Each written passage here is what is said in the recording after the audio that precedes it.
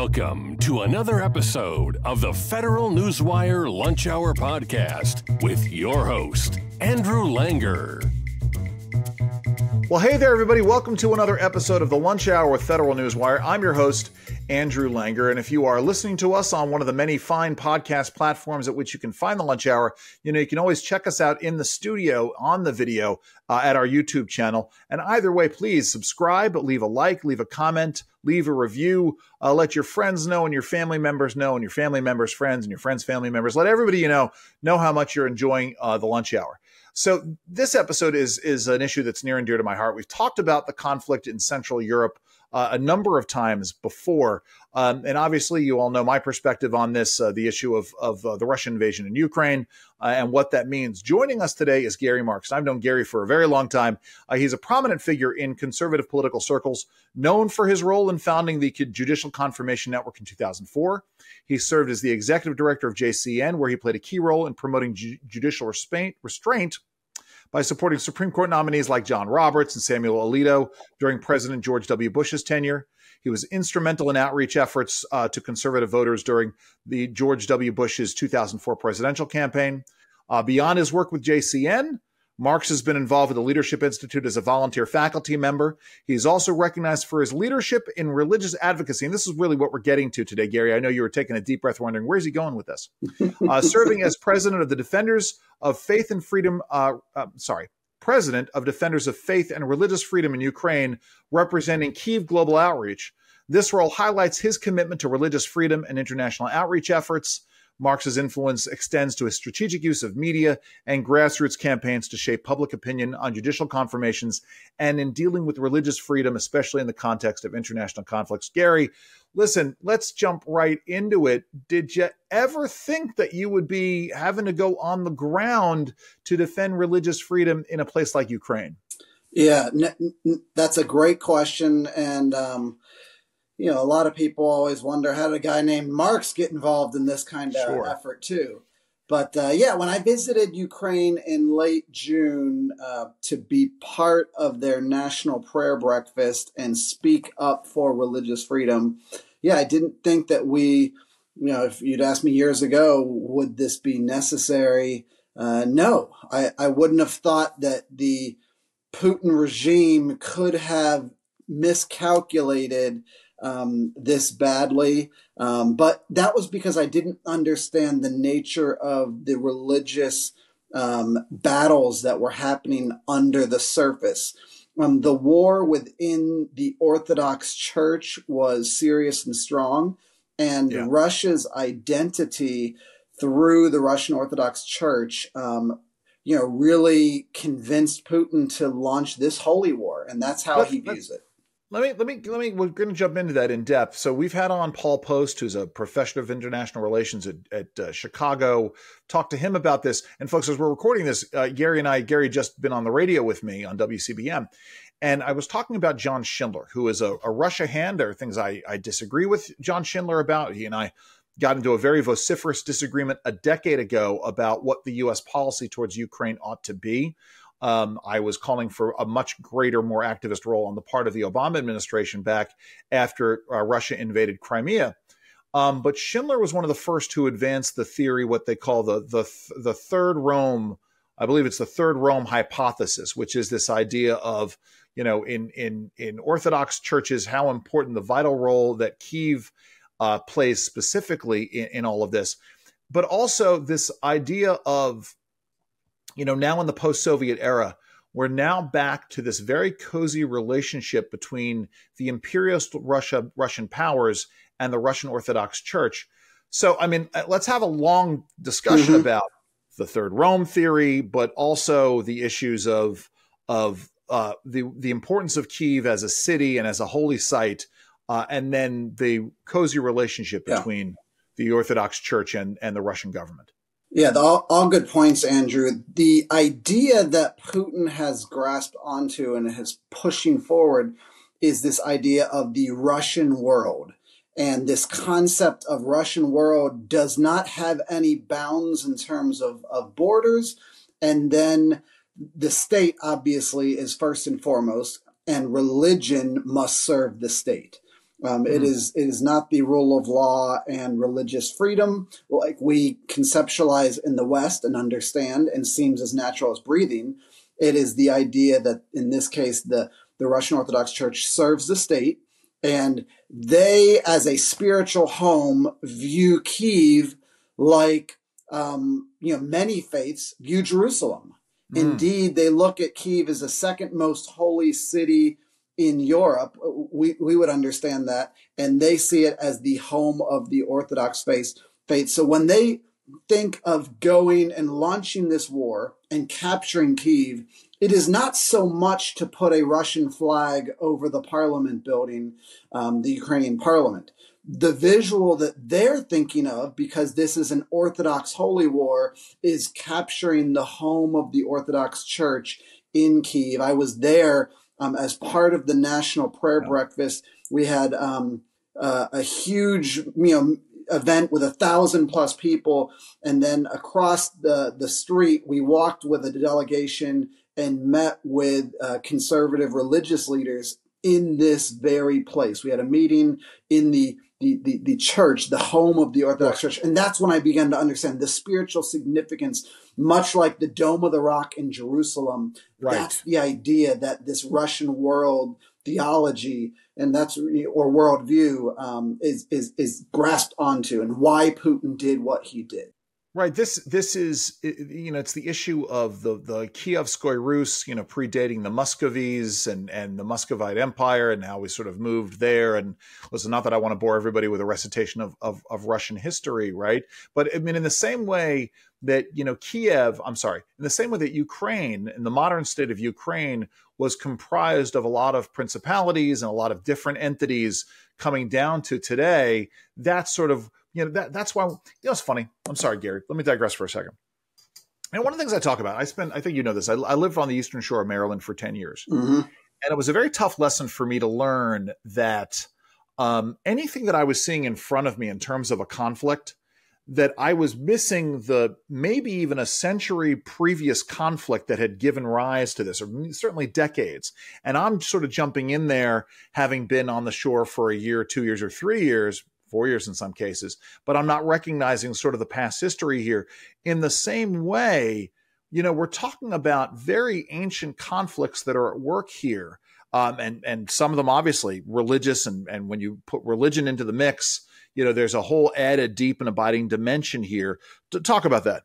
Yeah, there's definitely 1,000-year history for the idea of Kyiv and on the banks of the river there being established as a holy city. The spiritual roots are very deep, 1,000 years old.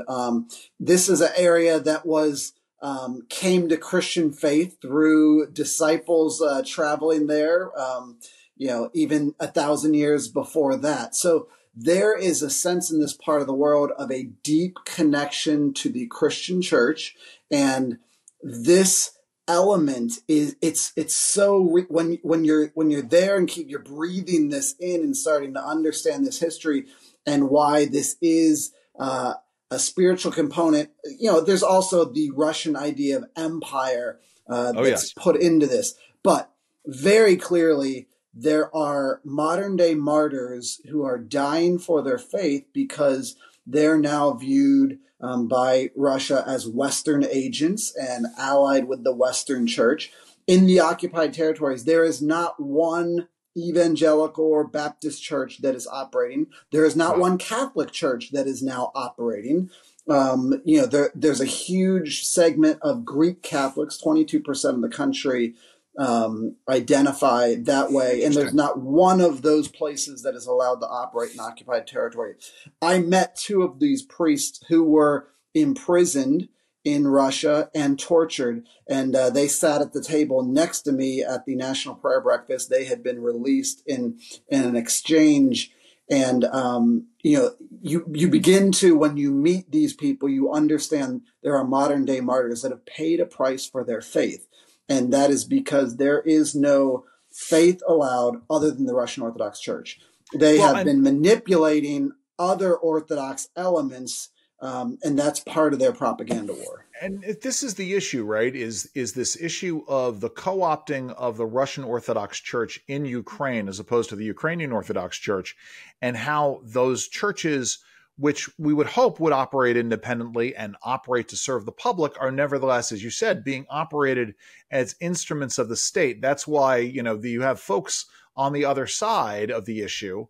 Usually the sort of the standard Ukrainian skeptics, or the folks who want the U.S. out of Ukraine, who are talking about the issue of abuse of power on the part of Zelensky. But Zelensky is working to try and preserve, his republic by, and unfortunately, if you have elements that are acting as agents that are undermining the state, well, something's got to be done about it, doesn't it? Yeah, it's a very difficult situation because the Russian propaganda here has been very, very thick. The Orthodox Church in Ukraine has been infiltrated by Russian agents that are loyal to the FSB. There's an understanding in that part of the world, just to take it back. In Soviet times, if you had a church that was operating in the Soviet system, it was understood, that's because the pastor or the Orthodox minister is allowed to, because they have been approved and shown loyalty to the state. Yeah. So there is a deep sense of understanding that just the way we view ministers and pastors isn't at all how they understand that a lot of times those people were trained by the KGB, or now the FSB, to go in under cloaked robes and to operate, report on troop movements, to gather intelligence, send it back to Moscow. There is not a religious freedom principle that is just a baseline. I am reminded, I don't know if you've seen it, and if you haven't, I can't recommend it highly enough. Have you seen the movie The Death of Stalin yet? Oh, I have not. I'm going to put it on my list. Tell me. It is a brilliant black comedy. Brilliant black comedy. Stalin dies and the Politburo is scrambling to figure out who's going to take over. And it's essentially a struggle between the head of the KGB, Lavrentiy Beria, and Nikita Khrushchev. And at one point in time, Khrushchev is put in charge of the funeral. And he comes in for round criticism by other members of the Politburo for allowing the bishops to come and mourn Stalin's death. And he's like, I didn't do it. It was Beria who did it, because Beria had so thoroughly co-opted and was co-opting the church as a way of consolidating power that's why he had invited them. It is a brilliant, brilliant movie. And I, as I said, I can't recommend it highly. One of my favorites that's out there. Absolutely. So, I mean, this gets into it. Let's talk about, before we get to the religious issue, but let's talk about these churches as cultural institutions and cultural sites. I mean, and the destruction therein. I'm reminded of something. I was fascinated by, and I'm someone who was born Jewish and raised culturally Jewish, but nevertheless, for a lot of reasons, was fascinated by a lot of these Orthodox churches growing up. And that's part of the reason why I was a Soviet studies major in college, because I wanted to go and defeat, communism. Mm-hmm. But on the other hand, I developed a real appreciation for this architecture and the beauty of these sites. I remember bemoaning this was not a Russian Orthodox church, but an Eastern Orthodox church in Sarajevo that was bombed in the 90s, and how horrible that was. So we're talking about very old world sites here that have been not just under threat, but also destroyed by the Russians. Talk about that. Yeah, that's right. More than 640 documented cases where churches have been destroyed or seriously damaged in the occupied areas. To put it in perspective, the percentage of territory the Russians have taken, 18% of Ukraine. So if you put that on the American scale, that would be as if the entire Midwest had been taken over and occupied. If we were in a war with Canada, take over all of Big Ten country. Sure. To give that perspective. Well, though the Big Ten has recently expanded all the way to California, but that's a different subject for a different day. But it's an enormous area, and the price that has been paid by church buildings is astronomical, and by the pastors and churches on the ground. As I've said, there are only Russian Orthodox churches allowed to operate now, and any evangelical or Baptist or Presbyterian churches, like that, they've been confiscated, and they will be turned into Russian Russian cultural centers. So crosses are taken down, the Russian flag is put up. They'll have a ceremony by the new Russian installed mayor in said town. And this is all part of the propaganda process that happens. And, it's horribly destructive because, there is no understanding of rule of law and religious faith. We look at it as a golden rule issue. Whether we're Jewish, Muslim, or Christian, we want to have all religious faiths treated as we'd like to be treated. Right. So that's the principle we have, and it obviously doesn't apply at all. But it also gets into sort of the brutality of the war and the brutality specifically of the Russians. Right. We know, because you get to the point. When Russia invaded, it wasn't just that they were going after the Donbass, the eastern countries, right? They went and they essentially tried to do an end run around and come in from the north and take Kyiv whole.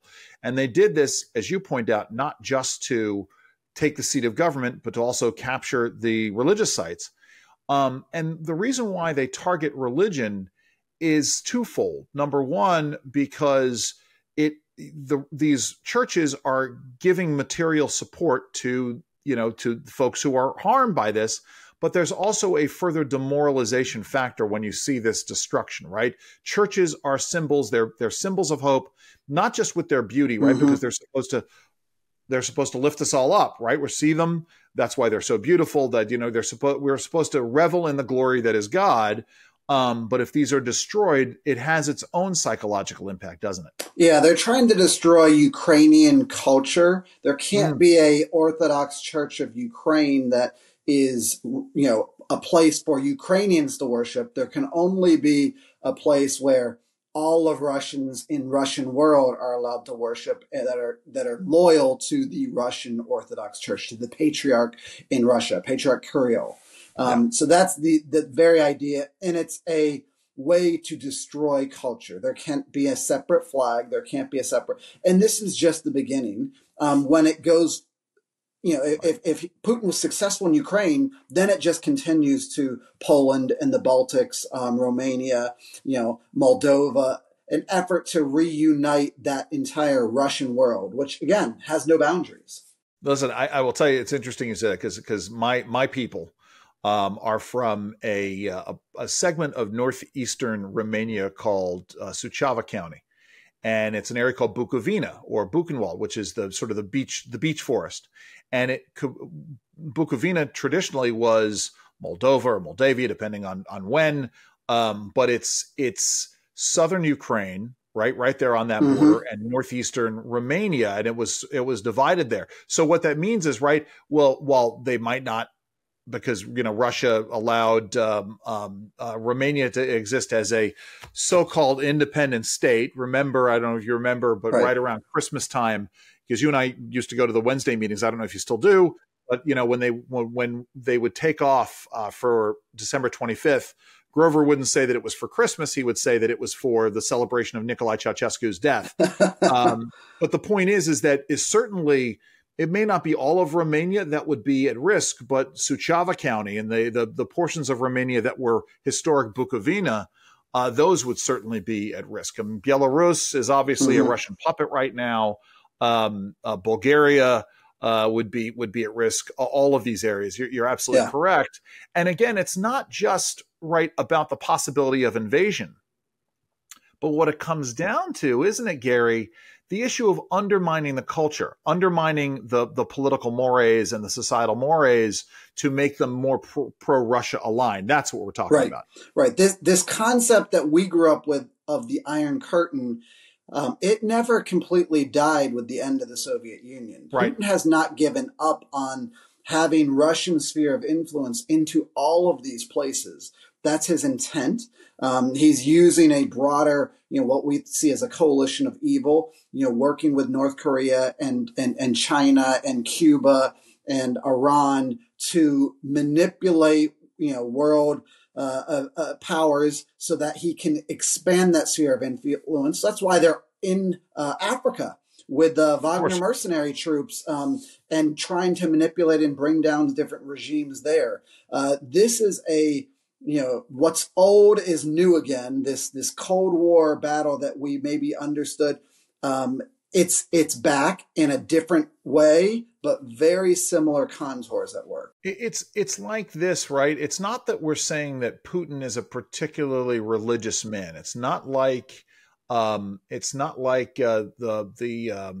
Empress being seduced, and I mean seduced religiously, morally by Rasputin. Right. It is really about using the church as a tool for his ends, which are, some would say imperial, some would say anti-Western, but the point is it's all the same. It's about control and power and expansion of the greater Russian sphere of influence. Yeah, and I'll tell you one quick story about that Western influence. Ukraine has intentionally wanted to be Western oriented in so many ways. They have gone so far also, and I've met a legislative member of their parliament who had passed a law to make sure that Christmas was celebrated on the same December 25th date that the Western world celebrates. Sure. So Christmas now in Ukraine is celebrated then, not on the date in January when the Orthodox calendar would have. That's how intentional that when you talk about culture, there are those symbols that are very clearly, we're going to be Russian oriented or we're going to be oriented to the West. And Ukraine has been very clear. And that's why Putin can't allow it. Right. So let me go here, right, which is this issue of the 1992 Budapest Memorandum. I don't know if you want to speak to that at all, but the obligations that we have as a nation, right? The Soviet Union falls. A lot of Soviet nuclear weapons are in Ukraine. And it's so funny because Chekhov on Star Trek, he speaks with a more of a Ukrainian pronunciation to his Russian, the vessels, the nuclear weapons. So we make an agreement. We sign a memorandum of agreement. It's not a treaty, right? It was never ratified as a treaty, but we have this memorandum of understanding that with Ukraine, if you give up your weapons, we are going to support you in case, God forbid, something like this happens where Russia invades Crimea, takes Crimea, and then starts preying on the Donbass region. And are you involved at all in that? Or are you just focusing on the religious side of stuff? If you don't want to comment on it, let me know. Well, very clearly, we want to tell the story of the religious persecution because that's an untold story. Right. But this is an untold story in a way, too, that from an American perspective, why we're asking the American government and the American people to support Ukraine is because they essentially disarmed with the understanding that we would be there to support them. Right. Like you said, they're not asking for our troops. They're not asking for American blood to be spent here. They're asking for us to come alongside them because if they hadn't lost those nuclear weapons, you could argue Putin would have never marched in. Right. The way he did with the full-scale invasion that happened in 2022, let alone maybe not even when the Little Green Man War in 2014 started in Crimea and the Donbass. So again, for our American audience, this is a 10-year-old recent incursion. Right. The full-scale invasion was only 2 years ago. But all of this happened because, they did disarm in that way in 1992. They were making an effort to turn towards the West, and they began to adapt Western principles of democracy and religious freedom, rule of law, not perfectly. No country is. They still have difficult issues and corruption that they have to battle. But that was their perspective. And Russia, led by Putin, once he came into power, they took a different track. They went back to their autocratic dictatorial ways that Russian world. And that's why we've got to stand with the Ukrainian people and pray for the peace of Ukraine. So how did, I asked you this on the radio, I'm going to ask you this here so you can explain it to our listeners, because, conservatives could be reliably counted on to say, okay, Russia is bad. Russia does something like this, it's bad. Now, I'm not going from the default position. I mean, to me, it's straightforward. If it's anybody who is saying, okay, we are going to prey on your neighbors, we're going to take advantage of sort of international confusion here, we're going to take advantage of the weakness of the United States, and we're going to invade our neighbor, the one who does the invading is the bad person, right? I'm not a big fan. I am opposed. I think it's wrong. John Mearsheimer, who is another University of Chicago international relations theorist, who says that it's our fault, the West's fault, because we want to push NATO expansion. It's anybody's right to join into an international alliance, especially one that has never been used aggressively. We could talk about the United States sort of doing an end run around NATO in places like Yugoslavia. You and I don't need to talk about that. The point is, in the end, that kind of thing does not hold water. My question is, how did conservatives lose the thread on this? Why is there such pushback? I mean, some of it, is it just because the Russians have been so successful in muddying the waters here at home? Or is it all partisan because, it's Biden that this has all happened to, and whatever Biden does, the conservatives have to do the opposite? Where I'm sure it's all somewhere in the middle, but I want to get your thoughts. Yeah, there's a lot of scar tissue for some conservatives who are more in the Trump faction, through difficulties with Ukraine and Zelensky. So that's part of it. But a much bigger part of it is just Russian propaganda and the success that they've had. They've been working this for decades. They've never given up this fight. And we are coming to wake up to this reality late, unfortunately, that they are part of a coalition of evil, and they're not comfortable with the Pax Americana of the last 80 years and the Pax Americana that's been guaranteed through NATO in Europe. When you live in a very dangerous neighborhood and there's a huge bully to your north, why would you be Ukraine and not thinking, I would like to join that club, that treaty organization, NATO, which has been the most effective and successful treaty organization, you could argue, in the history of mankind. Why would you not want to be a part of that group? And sure enough, they weren't a member and they were invaded by Russia, which explains, why it happened, because they knew this bully to the north had dangerous intentions in mind the whole time. Well, this was the thing that got me, because I got into this with a friend of mine, conservative, who is pro-Russia in all of this, and talking about the issue of NATO and sort of peeling back. You do understand that even when we acted unilaterally in Yugoslavia in the 90s, that was not NATO, that was the United States. B, we tried to get an international coalition together. We failed at that. But we at least tried, and we notified them they were doing this. Russia, didn't do that. They didn't try to get international support for their effort. And they just acted unilaterally in what was really a phantom threat, because there was never any. They're like, oh well, what if China sort of built bases in Mexico or wherever else? I'm like, well, okay, we would handle that certainly differently here, but we wouldn't turn around and invade Mexico. I mean, that would be foolhardy on our part. Yeah. Let's talk about the human cost, though, Gary, because this is the area that I don't think a lot of folks understand. I mean, both we're talking about the number of parentless children that are now there, but also the kidnapping of kids and what's happened. That's the real nasty part. Again, something else that the United States wouldn't do. But tell us all about this.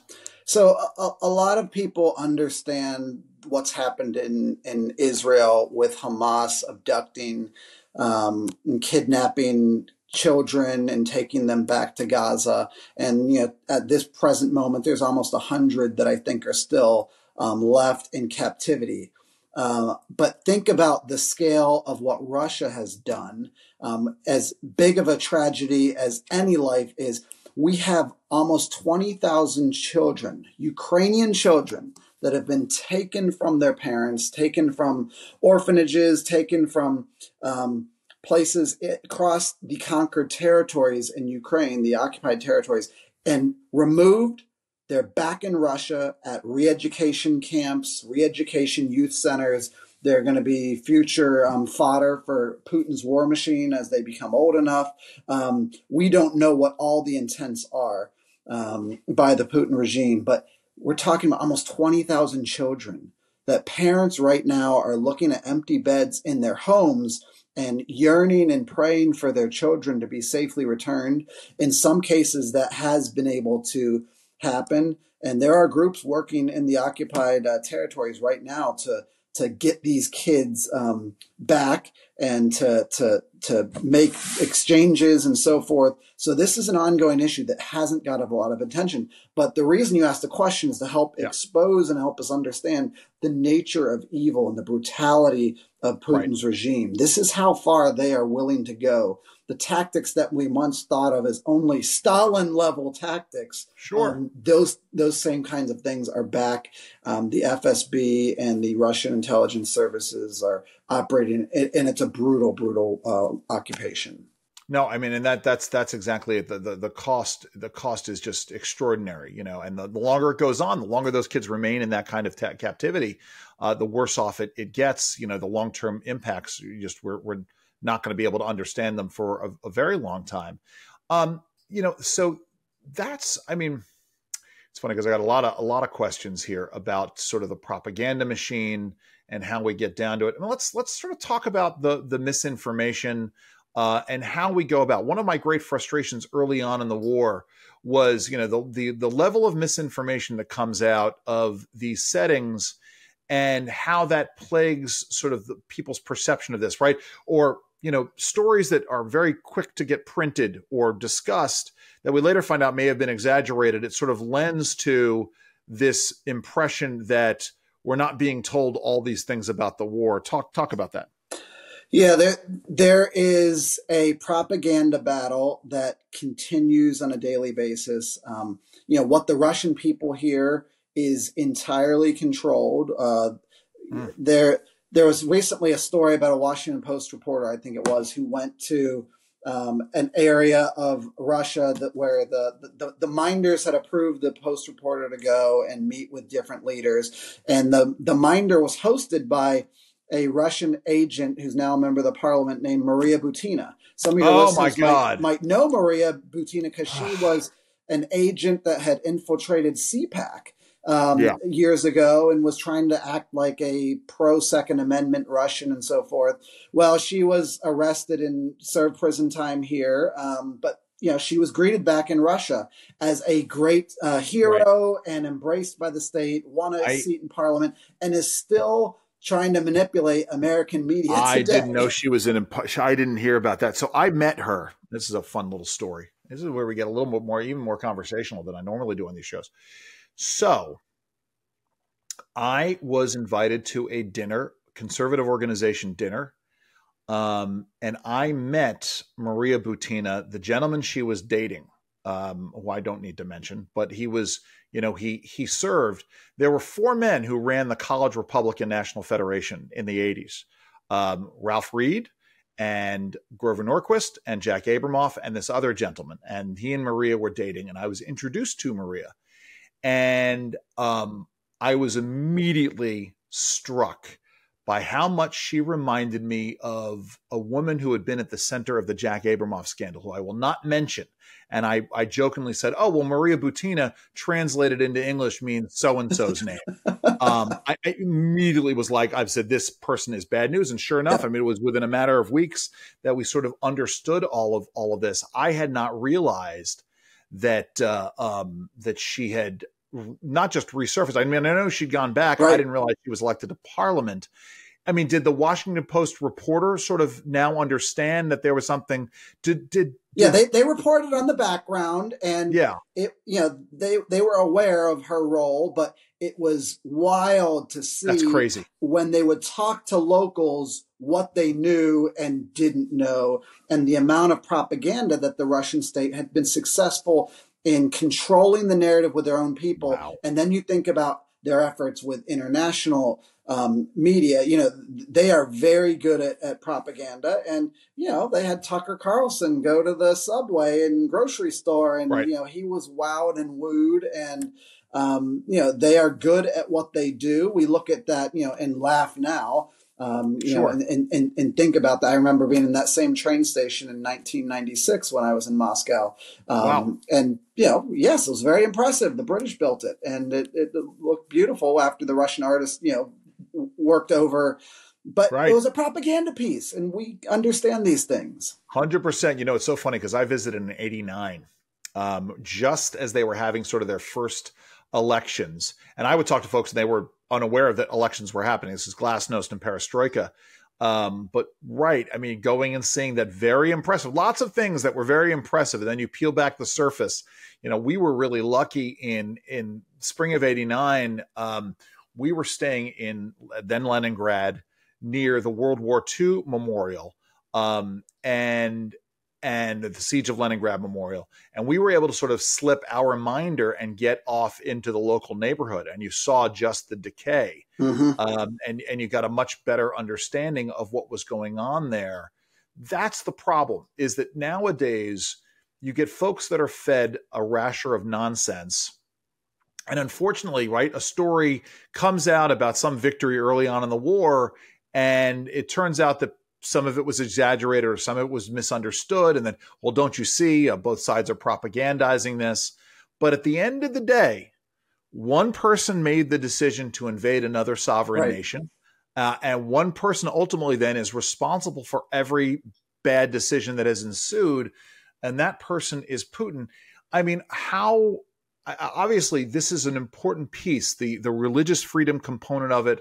How is this swaying folks? Is it getting folks to sort of understand up on the hill, Gary? Yeah, very, very much so. And defenders of faith and religious freedom in Ukraine, we have two parts. We're focused on making sure we educate American leaders in Washington, D.C. that are going to making important decisions about aid to Ukraine. Obviously, encouraging strong statesmen like Speaker Mike Johnson, who pushed forward and was able to get the supplemental done that supported not just Ukraine, but also Israel and Taiwan and our allies. That was so vital. So there's the Washington, D.C. component, but then there's also getting out into the states at the grassroots level. So grass tops and grassroots. The grassroots is just as important. We've had tours with Ukrainian pastors and Ukrainian religious leaders that we've taken across the country to different conferences and events and getting out into the churches. And that is an equally important part of this.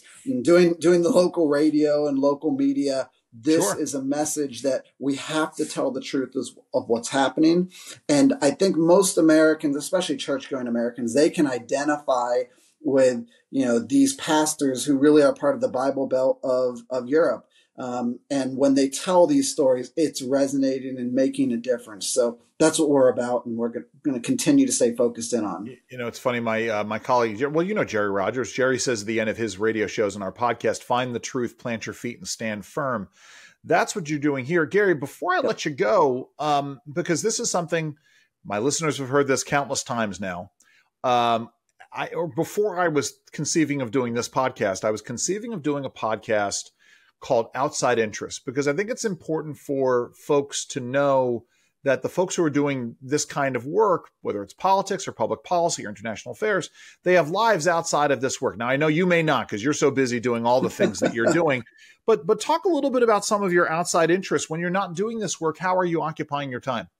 Yeah, I'm somebody, I love American football, but I also love the world's game. I love the beautiful game of soccer. Okay. And believe it or not, I am a soccer referee. So are you? I try to stay fit and out on the fields with the high school 18-year-olds and try to keep up with those boys. And man, when my kids played soccer, they needed a ref. They needed a ref for a game. Somebody didn't show up, and it wasn't even an official game. I think it may have been a scrimmage, and I was pressed into referee. And this is when I was still big fat me. And it was tough. I mean, it was tough for me because the exercise, but B, also paying attention. It's like, I did some announcing for women's soccer at William and Mary, and having to stay that focused on everything that was going on. Are you following at all this Ryan Reynolds, Rob McElhaney show, Welcome to Wrexham? Yeah, a little bit. Very entertaining, and the American influence in the world's game is growing every year. Well, we are thinking about taking a trip to Wales to go and visit that. Gary, most importantly, how do folks find out about the good work that you guys are doing? You can find us Defenders of Faith Ukraine.com, Defenders of Faith Ukraine.com. The full name on different social media platforms like Instagram and so forth is Defenders of Faith and Religious Freedom in Ukraine. So a little bit of a mouthful, but look at this logo and you'll find us. There you go. Gary Marx, thank you so very much for joining us today. Thank you. Thank you so much. Thanks. Our guest has been Gary Marx. He is president of Defenders of Faith and Religious Freedom in Ukraine, representing Kyiv Global Outreach. This has been an episode of the Lunch Hour with Federal Newswire. As always, if you're watching us on YouTube, please subscribe, leave a like, leave a comment, leave a review. If you are watching us, go and check us out on one of the many fine podcast platforms that is out there. You can listen to us, take us wherever you want to go. I am Andrew Langer. Have a great week, everybody, and please enjoy the rest of your lunch. This has been the Federal Newswire Lunch Hour Podcast, hosted by Andrew Langer. Check out the Federal Newswire's family of websites, as well as their social media stream.